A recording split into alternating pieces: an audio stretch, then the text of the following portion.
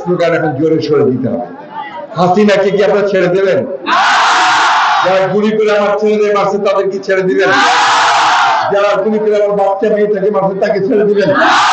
যারা বাংলাদেশকে ধ্বংস করে অর্থনীতি পাচার করে দিয়েছে তাদেরকে ছেড়ে দিবেন? তাহলে স্লোগান তুলেন, খুনি হাসিনার বিচার চাই, হাসিনার বিচার চাই। তার সঙ্গে যে চেলা চামুন্ডরা অন্যান্যরা তো নতুন ষড়যন্ত্র শুরু করছে, চক্রান্ত। যখন মানুষের সামনে দাঁড়াতে পারে না, এখন আমাদের হিন্দু ভাইদেরকে ঢাল হিসেবে আগে বাড়ায় দিতে চায়। আমরা প্রায় 15 বছর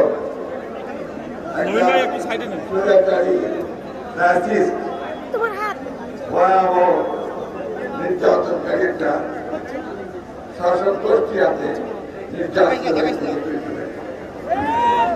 এই 15 বছরে আমাদের প্রায় 700 নেতা কর্মী গুম হয়ে গেছে। আমাদের প্রায় হাজার খানেকের উপরে নেতাকে গুলি করে হত্যা করা, আমাদের প্রায় 60 লক্ষ নেতা এবং কর্মীকে মামলা দেওয়া হয়েছে। আপনারা দেখেছেন যে আমাদের প্রায় 27,000 গ্রেপ্তার করা বাধ্য হয়েছে হাসিনা 5 তারিখে দুপুরবেলা হেলিকপ্টারে করে দেশ ছেড়ে পালিয়ে যেতে হতো।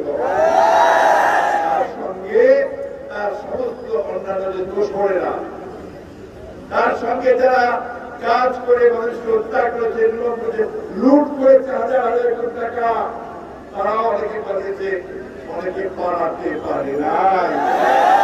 এখন পর্যন্ত লুকিয়ে লুকিয়ে আছে বিভিন্ন জায়গায়। বন্ধুগণ, পালিয়েও লাভ হবে না। আমরা বলেছিলাম কোন দিকে পালাবে তুমি, কোন দিকে পথ নাই। উত্তরে পর্বতমালা, দক্ষিণে বঙ্গোপসাগর, কোন পালাবার পথ নাই।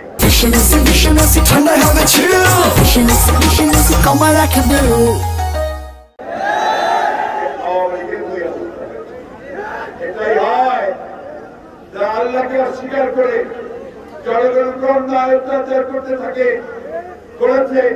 আমাদের আরো বড়দেরকে ফাঁসি পর্যন্ত দিয়েছে, তাদের কারাগারে নির্যাতিত করে রেখেছে।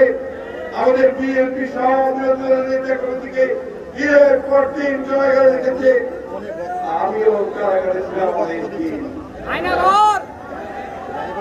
বন্ধুগণ, তারপরেও শেষ করতে হয় নাই, পালিয়ে যেতে হয়েছে এবং দেশ ছেড়ে পালাতে হয়েছে। এখন গিয়ে আপনারা নেছেন কোথায়? ভারতের দিল্লিতে। ব্রিটেন অস্বীকার করেছে, ইরাক দেবে না অনুমতি দেওয়ার জন্য। আমেরিকা বলেছে দেব না, কোন দেশ রাজি হয়নি। ভারত যদিও এখন পর্যন্ত অফিসিয়ালি রাজি হয়নি, এখন পর্যন্ত সেখানে আছে। ওখান থেকে এখন শুরু করেছেন নতুন এক চক্র। ওখান থেকে এখন শুরু করেছেন নতুন এক চক্র। যখন মানুষের সামনে দাঁড়াতে পারে না, এখন আমাদের হিন্দু ভাইদেরকে ঢাল হিসেবে আগে বাড়ায় দিতে চায়। কৌশল, খেলা, অপচেষ্টা। যখনই তারা হারতে থাকবে, যখনই আপনার জনগণ তাদের কাছে মুখ ফিরে দিবে, নির্বাচনে হেরে যাবে, আন্দোলনে হেরে যাবে, তখন তারা বলবে যে হিন্দু ভাইদের অত্যাচার নির্যাতন। আমার মা বোনেরা এখানে আছেন, আমার দাদারা আছেন, আছেন, তারা খুব ভালো করে জানেন যে এই বাংলাদেশে সহজে কখনোই আপনার নায়ক হয় না, কখনোই হিন্দু মুসলমানের যুদ্ধ হয় না। দিনের পর দিন হাজার বছর ধরে এই মাটিতে, এই বাংলাদেশে আমরা হিন্দু মুসলমান বৌদ্ধ খ্রিস্টান একসাথে একটা গাছে অনেক ফুলের মতো ফুটে রয়েছে, তাই না বন্ধুগণ? যে আপনাদের নেত্রী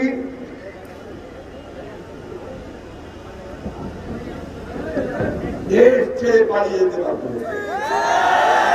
কখন দেশ ছেড়ে পালাবার যখন সে এত অপকর্ম করে তার আর দাঁড়াবার জায়গা থাকে না।